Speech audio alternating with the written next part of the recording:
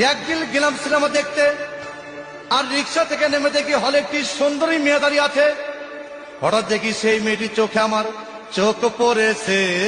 হলে নাকি আর কন্ডিশন রয়েছে, আর এই টিকাটলির মোড়ে একটা হল রয়েছে। হলে নাকি আর কন্ডিশন রয়েছে।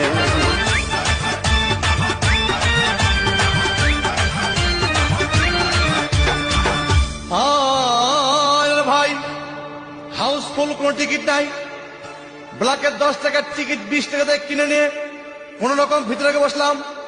হঠাৎ দেখি পাশে চেয়ারে সেই মেয়েটি আমার পাশেই বসেছে। হলে নাকি আর কন্ডিশন রয়েছে, আর এই টিকাটলির মোড়ে একটা হল রয়েছে। হলে নাকি আর কন্ডিশন রয়েছে।